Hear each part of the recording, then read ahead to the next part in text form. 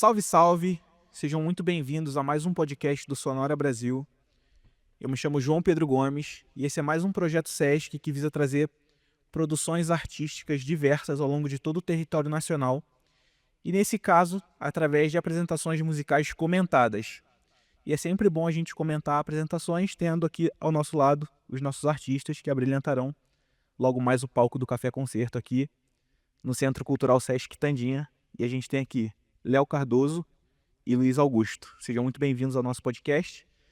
E eu quero falar para vocês, começar o nosso podcast perguntando sempre como que começou a relação de vocês com a música, primeiro instrumento, se a família teve alguma influência, porque a família de todo músico normalmente também é musical, né? Embora nem sempre alguém vai tocar, alguém vai ser profissional da música, mas quando a gente tem acesso a boa música em casa, quando a gente tem o hábito de ouvir e festejar isso com música, acredito que isso ajuda muito a gente a escolher o nosso caminho, né?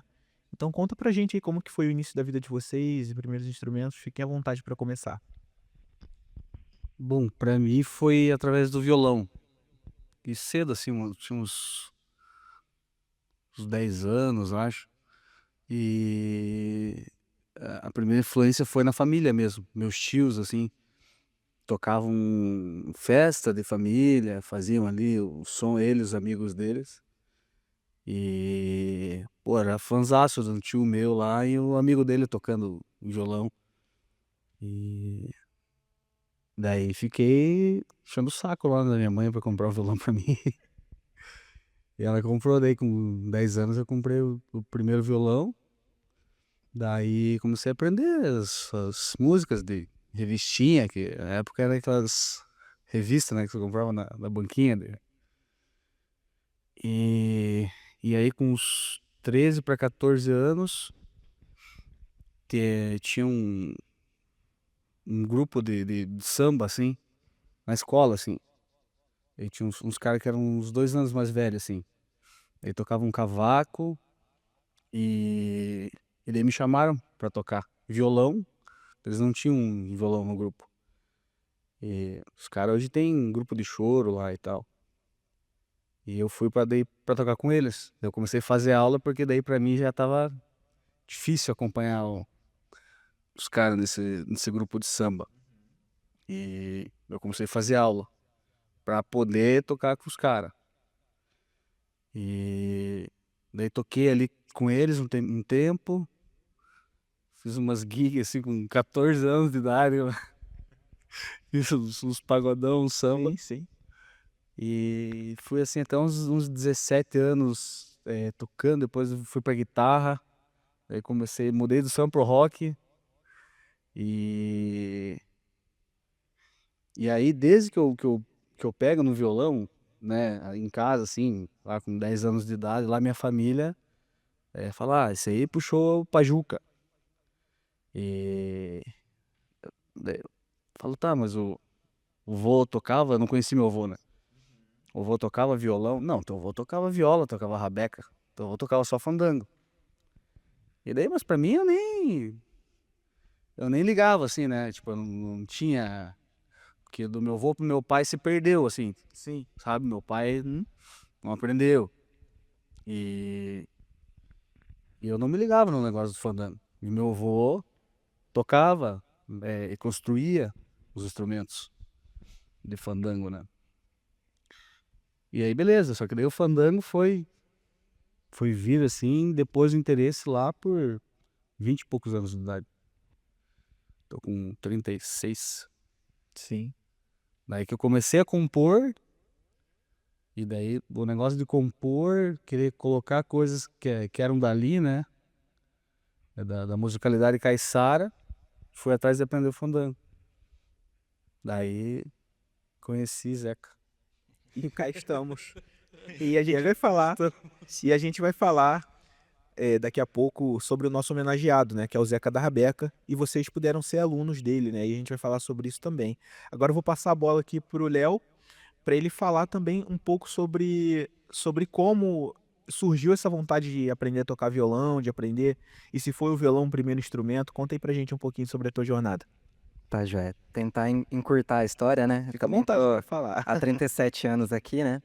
Mas, primeiramente, eu tenho uma memória, assim, eu cresci, assim, achando que eu era o único instrumentista, músico da família, assim. Depois, mais velho, eu que comecei a perceber, assim, pô, mas a minha mãe gostava muito de ouvir música. Eu acho que eu peguei muito isso com ela, assim, de ouvir os discos de vinil. Ela tinha lá, desde Elvis, Beatles, que ela gostava muito. Eu acho que o meu ouvido se educou muito nisso, né? E eu venho do interior de São Paulo e meu pai tem uma coisa com a cultura de raiz, assim. Então é uma enciclopédia, assim, de música, de viola caipira, pagode de viola, Tião Carreiro, essas coisas assim, né? E na infância eu tive um tio também que participou, assim, de folia de reis, aí a gente teve um contato com um sítio e tal, mas eu não entendia aquilo ainda como a cultura popular, né? E eu achava uma coisa estranha, assim, né? Eu gostava do rock e tal, não sei o quê. Então, com 8 anos, eu pedi, assim, pra ter uma bateria. Então, eu comecei primeiro com a bateria, Interessante. sem o lance da música. Era simplesmente o gostar de batucar, assim, de fazer a batucada, de tocar tambor, assim, né? Quantos anos você tinha nessa época da bateria? Eu tinha 8 anos. Porque os instrumentos percussivos, eles também estão muito ligados na questão da energia da criança, né? Isso, é. Então, às vezes, a criança se. É porque é mais fácil você começar por um instrumento percussivo, sendo uma criança, no intuito de você gastar energia, porque às vezes o instrumento de corda, ele necessita com que a criança fique ali parada, tocando o instrumento. O instrumento de percussão você pode tocar andando, pode tocar com a baqueta, quer dizer. Exato, é.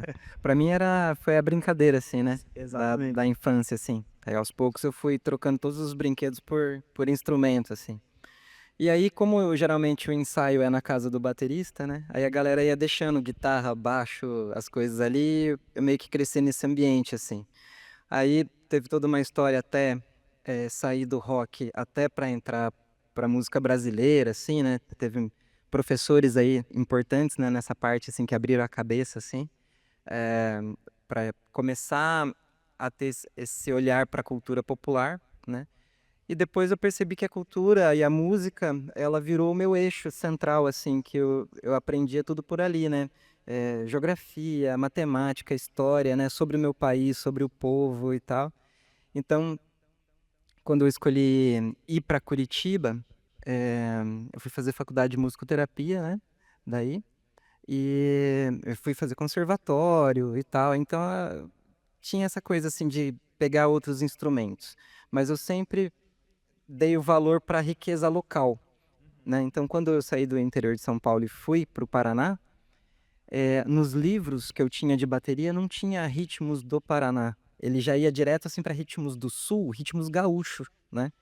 Então, foi em Curitiba que eu comecei a questionar os paranaenses, assim, de falar, mas o que que vocês têm aqui? Porque eu nunca escutei falar, né? Aí me falaram sobre fandango, né?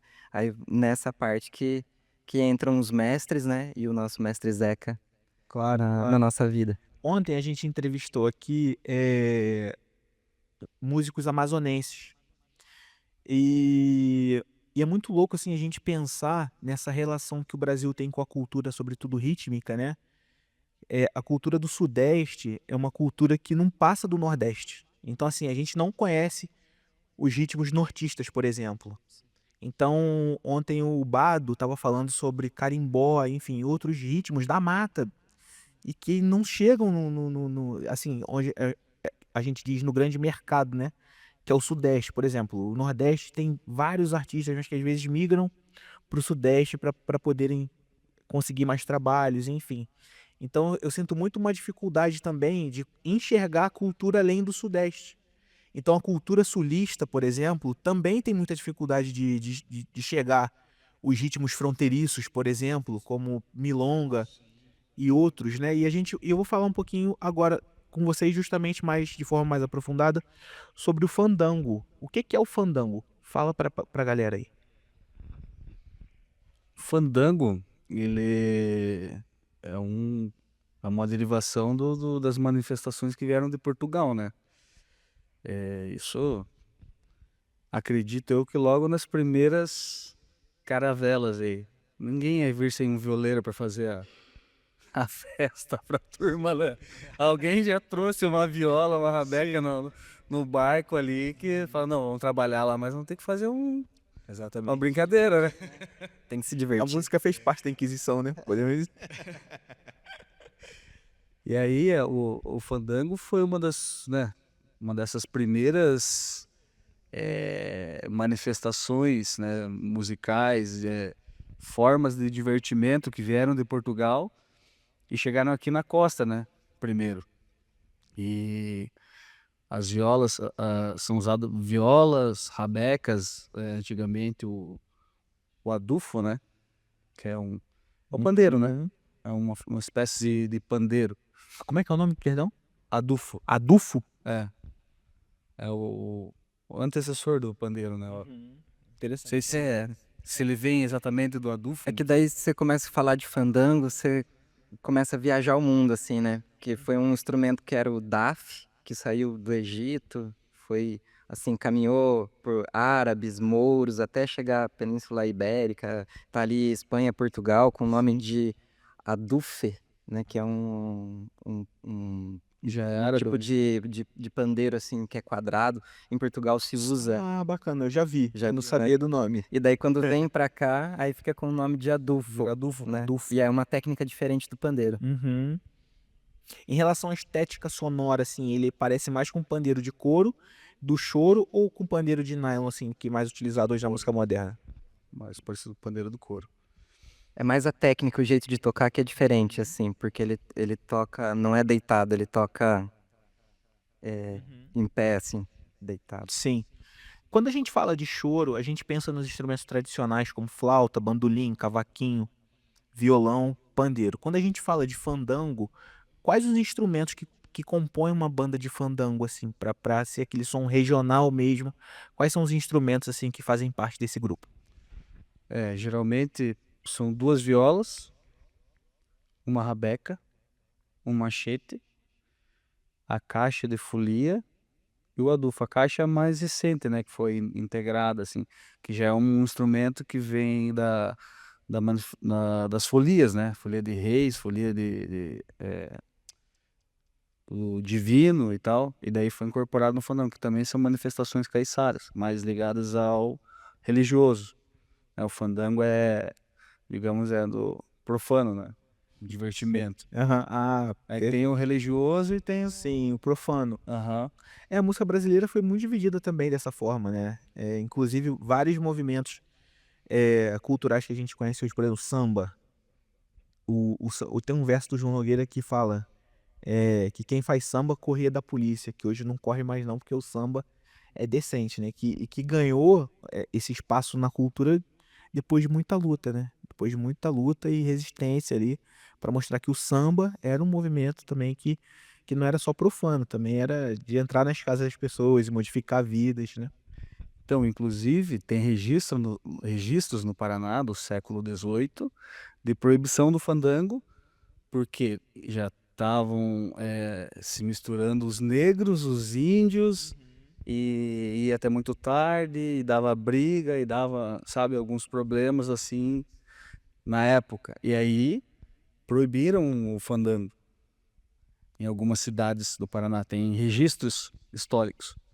E daí isso foi um motivo também que fez o fandango deixar de ser feito nesses lugares e daí acabou. E daí, por exemplo, o litoral, como tem comunidades muito isoladas, sabe? Tipo, a Baía de Paranaguá, Guaraxaba, Cananéia, ali é uma região bem isolada, que o acesso é só de barco. Então, aquelas comunidades ali conseguiram continuar fazendo, né, o divertimento deles ali, sem até a polícia chegar, já acabou o fandango. Pegar o barco e lá pro medo. Sim. Uma ilha lá, já acabou o fandango. Queria complementar que a gente não falou sobre um instrumento, né? Que é o tamanco, que também caracteriza bastante no momento da dança ali, né? Feita pelas violas, rabecas e a caixa e tal. E a primeira voz e a segunda voz, que é uma música cantada, né, em 2 vozes. Mas na hora de dançar, o pessoal usava o tamanco, feito de pau e couro, né? Geralmente madeira de eucalipto, laranjeira, uma madeira mais resistente assim. e que passa a ser um instrumento de percussão que acompanha esse Claro. fandango nas danças, né? E assim, você acha que nós somos um país colonizado? E eu te pergunto, essa relação do tamanco pode ter a ver também com a música flamenca? Porque a música flamenca, se você for parar pra ver, também é dançada com sapatos que fazem barulho, né? Sim. Então a música flamenca tem essa característica. Então, assim, eu fiquei pensando aqui, pô, bicho, será que talvez esses lugares podem ter sido colonizados por espanhóis e que a gente transformou também essa cultura do sapateado, né, através dos tamancos, agora que você falou em relação ao fandango? Sim. Bom, eu acho que tanta coisa acontece ao mesmo tempo, sabe? Às vezes eu tô pensando alguma coisa aqui nessa parte do continente e tem um outro camarada, uma camarada pensando lá a mesma coisa, assim, Sim. né? Então, às vezes eu não esquento muito a minha cabeça com isso, assim, eu só vou entendendo a cultura do jeito que ela vai sendo feita, assim, né? E o fandango, ele tá com essa nomenclatura de fandango em diversas partes no mundo, assim, não só aqui, né? Também na Espanha, no México, em vários lugares, assim, tem como se ele fosse o sinônimo de um baile. É igual o forró-bodó, né? Que virou forró. Fandango, pra gente, é o sinônimo de baile, né? Mas que antigamente, aí, quando o Luiz estava falando que o pessoal ficou nas ilhas, né? As comunidades ribeirinhas, né? Eles usavam o fandango como pagamento, né? Não tinha nem, era escambo, não tinha nem dinheiro, né? Nessas comunidades. Então, se eu precisava construir a minha casa, fazer um roçado ou fazer uma canoa, precisa de bastante gente, né? Então eles convidavam todas as famílias de ilhas vizinhas, né? Todo mundo vinha para trabalhar. Às vezes meio-dia, que eles chamavam de sapo, ou às vezes um dia inteiro, né? Que era o mutirão ou o ajuntório, né? E nisso, depois que se fazia todo esse dia ou de colheita ou de trabalho, enfim, né? A paga era um baile com música, comida e bebida a madrugada toda, né, até amanhecer do dia seguinte. Então, tudo isso, né, não só a música, mas toda essa cultura e a existência dessas pessoas, do modo de se fazer, esse é o caracterizado fandango brasileiro, né? E o modo de sapateado de toda essa mistura negra, europeia ou indígena junto, que vai se dar numa coisa muito brasileira. Sim. E a gente está aqui para falar também do Zeca da Rabeca, né, que é uma referência desse estilo musical. Só que até chegar ao Zeca, quais foram as primeiras referências de vocês dentro desse universo do fandango? Antes do Zeca? É. Teve algum outro artista ou algum primeiro contato assim que vocês tiveram com o ritmo? Porque, claro, se eu for analisar minha vida assim com os ídolos que eu tenho no violão, por exemplo, até eu chegar ao Baden Powell, eu conheci violonistas como João Gilberto, e aí João Bosco, Jorge Versilo, Djavan, e até chegar ao Baden, e aí o Baden, até chegar A na fonte que fonte, eles beberam, né? exato, que assim, o Baden foi o cara que dividiu o conhecimento que eu tenho sobre esse universo do violão hoje, porque depois do Baden surgiram violonistas como Rafael Rabelo, como Yamandu Costa, e aí como Ginga, enfim, aí a gente vai entrando nessas referências. Então, dá pra gente falar de escolas de fandango, porque existem Exatamente. escolas de fandango. Cada Sim. região tem formas de tocar. Uhum. A escola que eu mais busco aprender e preservar, porque assim, quando você aprende uma escola de fandango, você também vira um guardião daquela forma de fazer, entendeu? Sim. E daí, tipo, aquela forma de fazer, ela vai se perpetuando, né? A partir disso, você ensinar para outras pessoas e tal. É assim, meu avô de Guaraxaba, do Morato ali, daquela mesma região que Zeca, e desse tipo de fandango que eu gosto de aprender, né? Me aprofundar cada vez mais e preservar a forma de tocar os toques de viola, os toques de rabeca, as modas desse lugar. Cada lugar tem Referência. modas específicas, entendeu? Sim, sim. Tipo, esses dias Zeca lembrou de uma moda e ele falou: "Ah, essa moda eu escutei faz uns 60 anos, ó. Fazia tempo que eu não lembrava dessa." E tipo, eu não tenho anotado, não tem, veio a História oral, né? melodia na cabeça, eu peguei e já gravei, eu falei, opa, não vamos mais esquecer aqui, Zé. Delícia, grave. E o nosso Brasil, a nossa cultura, se a gente for pensar num pouco da cultura fora escrita e fora escola, muita dessa cultura foi perdida mesmo por conta da falta de registros, né? Então, a gente recebeu aqui ontem o Quilomboclada também, que são de origens quilombolas. Então, assim, o registro do Brasil escrito, ele não chega até esses lugares. Então, se a gente não renovar essa fonte com pessoas mais jovens e que têm acesso à tecnologia e que gostam de pesquisar sobre isso, essa cultura vai se perder, né? Então, eu acredito muito que nós, como agentes culturais das nossas regiões, temos também essa função, né, de registrar e passar adiante. E nessa questão de passar adiante, como vocês acham que está o movimento jovem musical na cidade de vocês em relação à procura sobre o fandango? Existem alguns núcleos que estão bem fortes, assim. Alguns trabalhos que estão sendo feitos ali com grupos mirins, né? E juvenil, não sei como dá para chamar, mas Que vem desde criança, né, ali inseridos e tal. E agora ele já tem um grupo deles e tal. E existem núcleos, assim. Mas ainda é uma coisa familiar, assim, né? O fandango é uma coisa endêmica ainda. Não existe escola de fandango. Não existe, sabe? Nem sei se talvez exista daqui a um tempo, mas Existem as famílias, né? famílias que detêm o conhecimento e daí quem se interessa e tem a oportunidade de estar ali junto, né, vai aprendendo, mas não é um conhecimento ainda que é muito restrito às famílias mesmo, que isso vem de família, né? Então você Cultura bem regional mesmo, Sim. pertencentes ali às famílias, às casas, né? Que ainda não está sendo tão difundida assim, talvez em relação ao território. É isso que vocês estão falando, assim, que poderia talvez terem projetos que ensinassem fandango para poder difundir e levar isso ainda mais para território nacional. Isso já existe, pelo menos ali na Ilha dos Valadares, né? Sim. É que às vezes também um pensa uma coisa, Claro, são claro. pontos de vista Sim. diferentes, né? Aí acho que para eu te responder, eu preciso responder um pouquinho antes a história ali que você vinha falando, como é que a gente chegou no Zeca, né? Que você falou do Baden Powell e tal. Cara, assim, da minha experiência, eu peguei um atalho.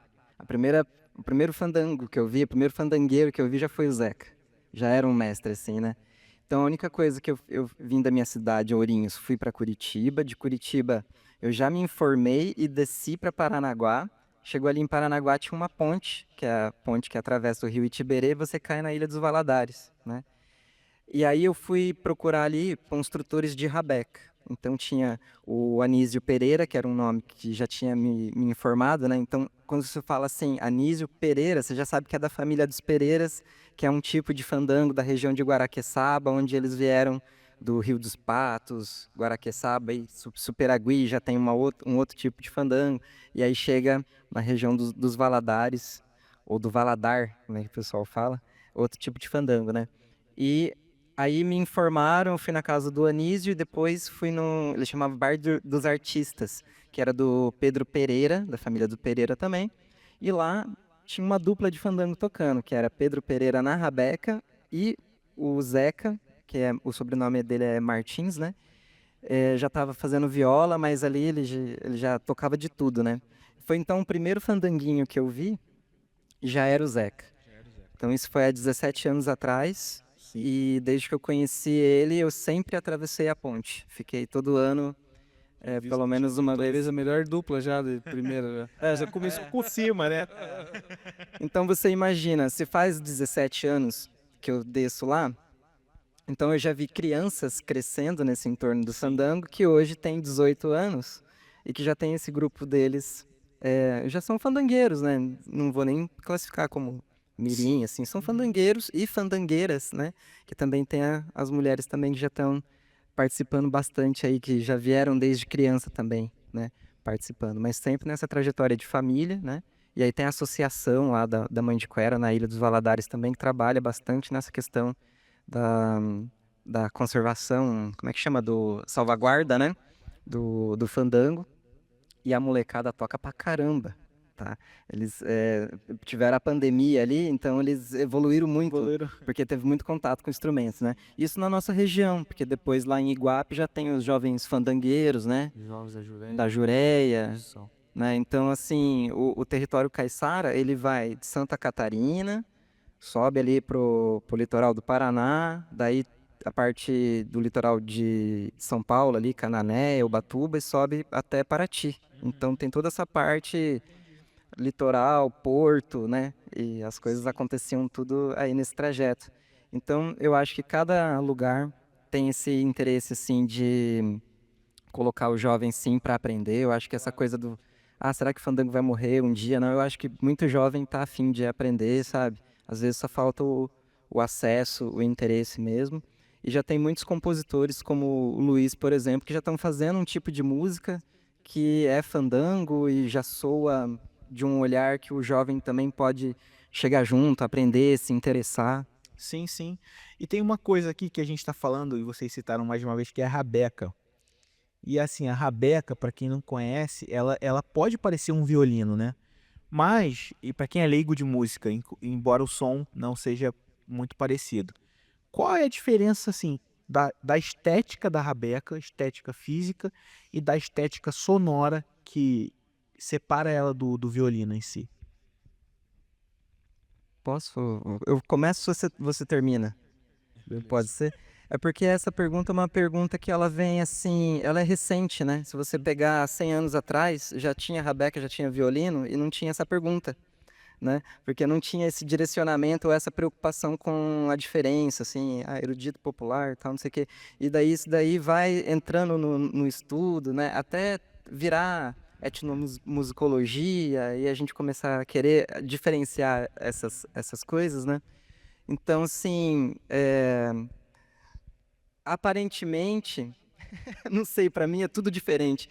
O jeito que se toca no braço, a afinação é várias, né? O tipo de madeira são várias, as técnicas de construção e tipo de tocar são várias. O que faz cada rabequeiro, né, ser assim um universo ali, que é muito de identidade de cada um, né? Por mais que o Zeca seja professor, né, mestre meu e de Luiz, Zeca faz o toque dele, eu tento copiar, mas eu coloco o meu jeito, já sai diferente, e Luiz também com a mesma referência, a gente não toca igual.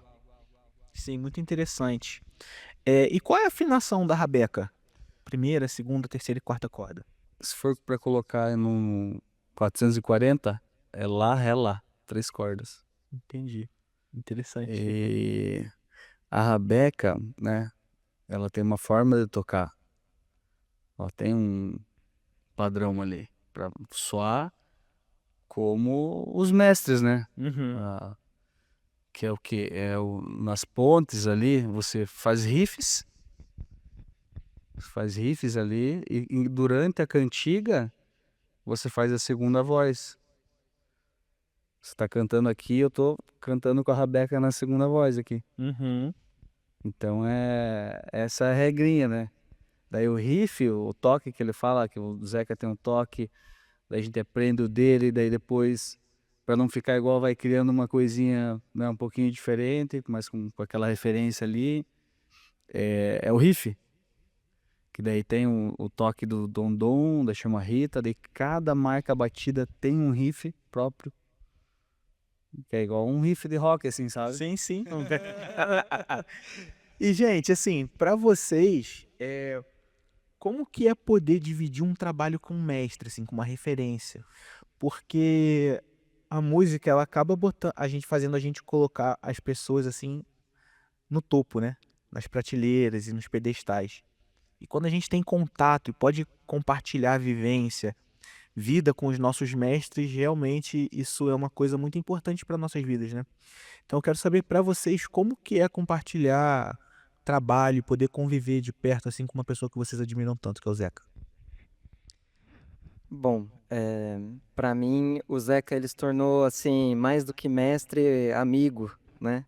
Porque a gente foi muito na casa dele, né? Fazer as coisas lá, aprender toque, tomar café. E nisso, é, a- o meu primeiro, assim, chegar até ali foi como músico, mas o meu permanecer foi como humano, assim, foi o social, sabe? Então, se torna muito mais esse laço afetivo que você cria, assim, sabe?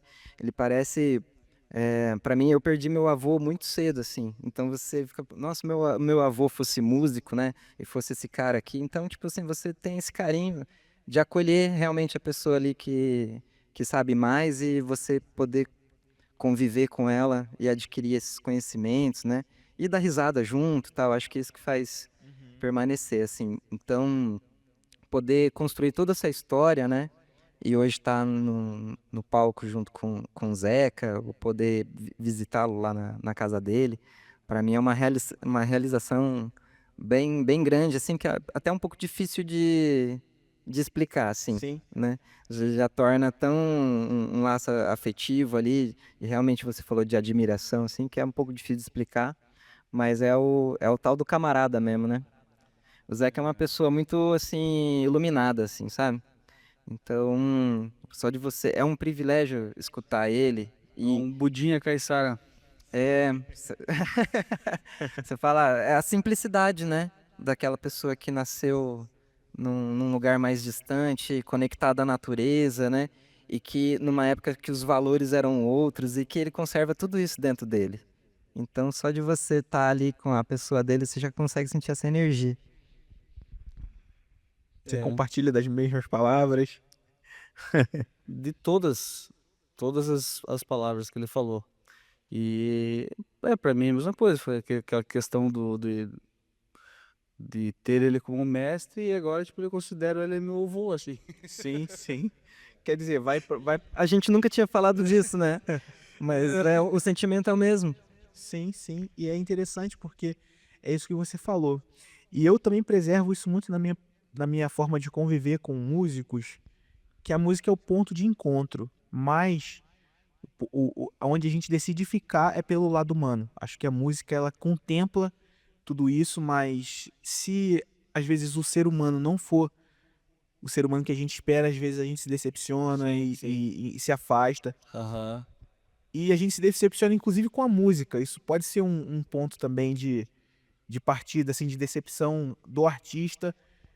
Às vezes tem uma pessoa que você ama e que você teve um primeiro contato com aquela pessoa e você fala, caramba, bicho. É difícil separar a música do artista, É né? É difícil. muito É difícil. difícil. E eu também penso, compartilho desse pensamento com vocês. E para a gente finalizar o nosso podcast, que o assunto também é encontros, tempos e territórios, eu quero perguntar para vocês como o Brasil nessa turnê tem recebido o fandango. A gente fez a primeira apresentação em Porto Alegre e eu acho que foi bem recebido, né, Léo?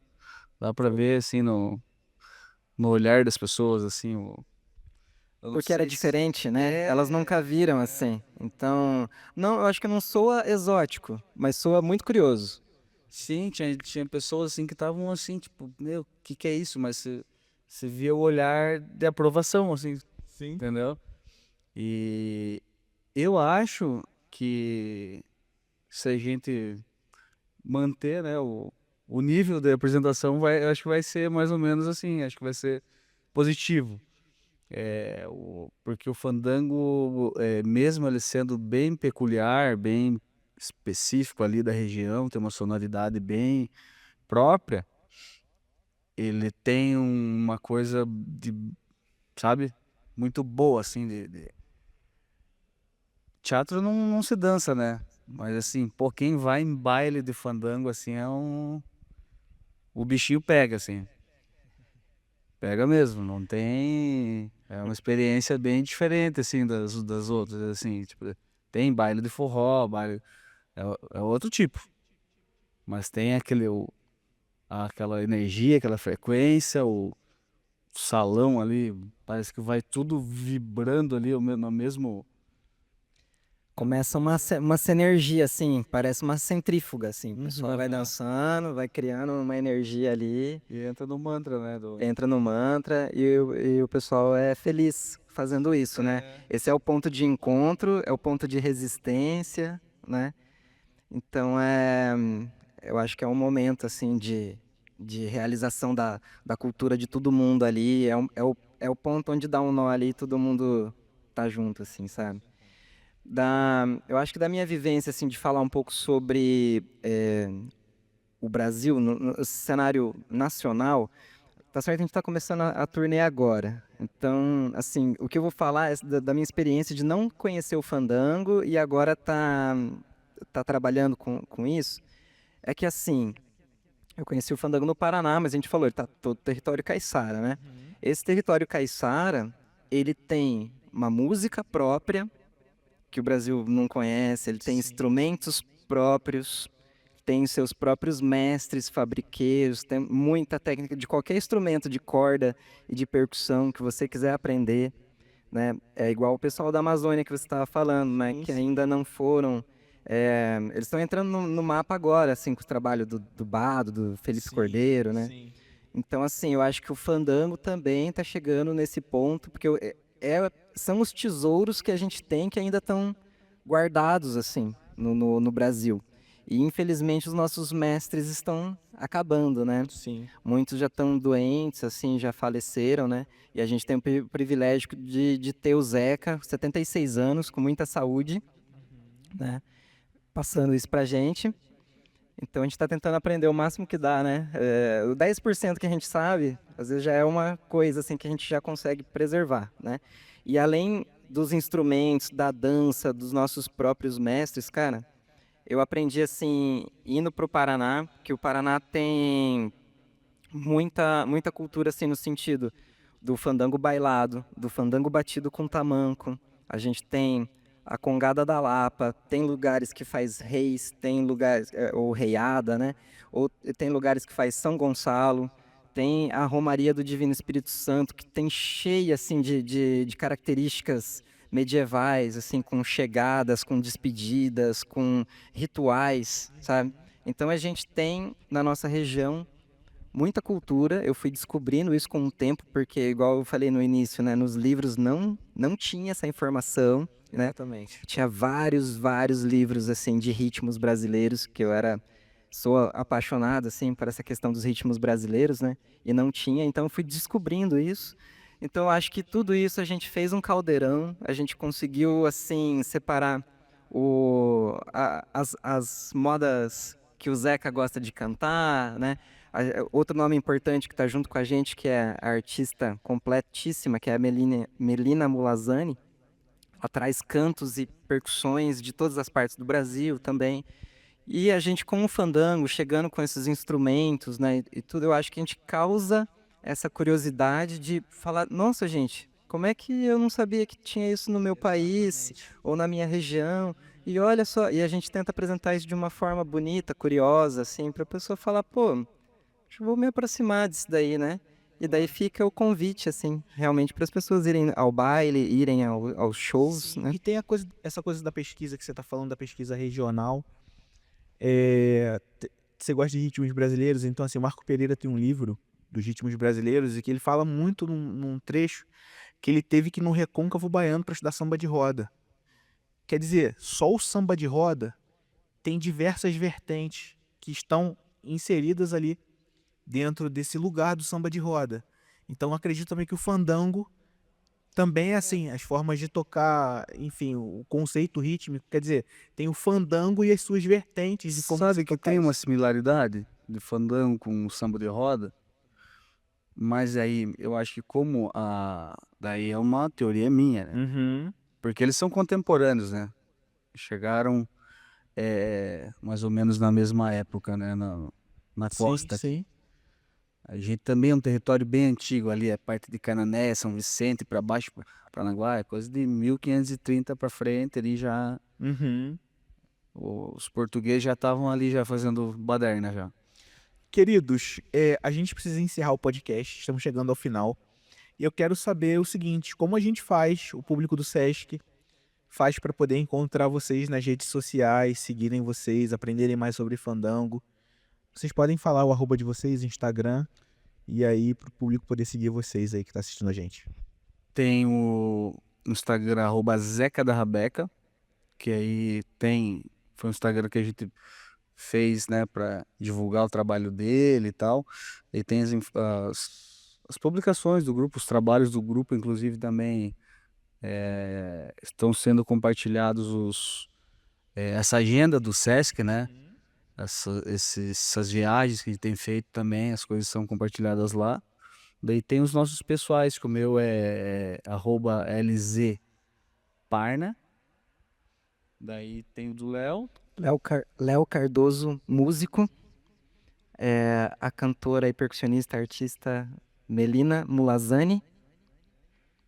Esses somos nós. Somos nós.